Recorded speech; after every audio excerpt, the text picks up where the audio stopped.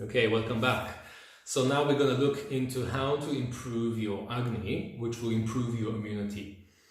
So if this situation is that your Agni is a bit low, or maybe it's too high, it's not functioning well, you kind of looked at the signs and symptoms, you know things are not right, now what do we do? The first thing to do is to help Agni. Agni is an energy in you. It's like your fire. If you think of a fire, if the fire is too low, you need to put some kindlings, maybe blow on it to kind of re-spark it. If the fire is just all over the place, maybe you need to kind of center it, condense it a bit so it burns better. Okay, just whether you think of it as a hob or temperature gauge on your oven, or literally a fire, you can just intervene a bit and make it better. We want a good steady flame that will not burn the food, but it will still cook the food. And the easiest thing to do to help your fire to cope with the food you put in it is to make sure that the food that you put in it is easier to work with. Okay, give it the right fuel. An easier food to work with is food that is already cooked. When the food is already cooked, your own cooking fire doesn't have to work so hard. The work has half been done for it. So choosing to eat cooked food helps your fire to be established first. Choosing to eat food which has lots of nutrients in it, which are easily absorbed, helps your fire. So choose cooked food with fresh ingredients, ideally not processed because that has lots of stuff added into it which will make it harder for you to digest. So get your own vegetables and fruit, cook them into good nutritious food and eat it. And the food should be warm, moist, and easily digested. Just think of something like a soup or a stew that just kind of goes in and just slips in and it's just easy to digest. Okay, that's the first thing you can do to help your fire. Give it the easiest fuel to work with. Second thing, don't carry on dampening it. So if we put in food which is hard to digest, it will make it harder. So cold food, hard food, dry food makes things harder. So dry crackers or kind of really rough things, and mainly cold things, so hard cheese or yogurt or ice cream or icy drinks will just dampen your fire. It will make it harder for your fire to cope with these things. So avoid cold foods. If you're drinking water, choose warm water. Maybe if your fire needs extra help, make a weak kind of ginger tea, a big flask of it, and just drink that throughout the day. Don't drink too much of your food because, again, that will kind of dampen your fire. If you need to drink, just sip a bit of warm water with your meal. Just a few sips with the meal just to help things slide down. But don't over water your fire. It will put it out.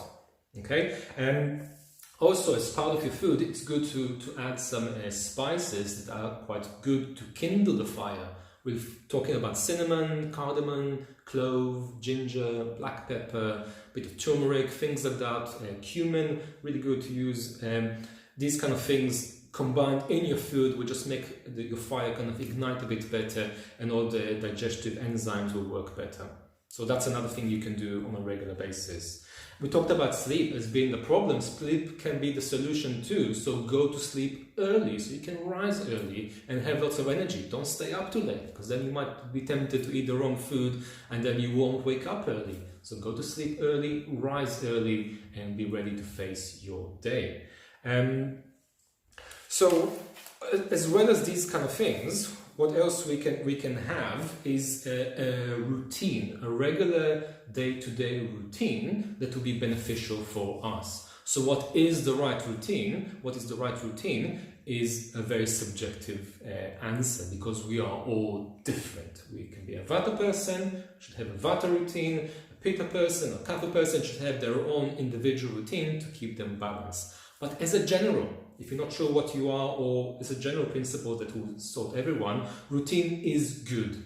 Okay, it calms Vata that tends to be out of routine. It kind of prompts Kapha that tends to just not want anything to do, and it kind of helps Pitta that can be a bit too kind of regimental to just have something balanced and calm. So waking up early, we said it's a good thing, and then just wake up early and wash your face, have a shower if you're having a shower in the morning, brush your teeth, scrape your tongue, and then go do some exercise, the right exercise for your dosha.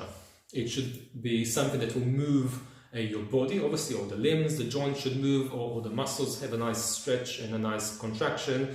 And it needs to get your circulation to move. And also the prana, the life force, should be moving as well. So the right exercise for you. Again, if you're not sure which is the right exercise for you, find out your dosha, and then you find out what is the right exercise for your dosha. But anybody can benefit from some exercise. Obviously, yoga stretches are really good, yoga postures are very, very good, whether they're stable, whether they're vinyasa flow, maybe yin. Again, find out what is your own dosha. Pranayama, very important to move the prana in the chest, so different pranayamas will be suitable for different people. A Vata person, for example, will benefit from more calming pranayama, maybe kind of subtle ujjayi, maybe a bit of nadi shodhana, controlling the breath through the nostrils. A Pitta person, maybe cooling pranayamas, breathing from the teeth or from that curled tongue. A Kapha person will benefit from something a bit more kind of energizing, more invigorating, so things like Bhastrika pranayama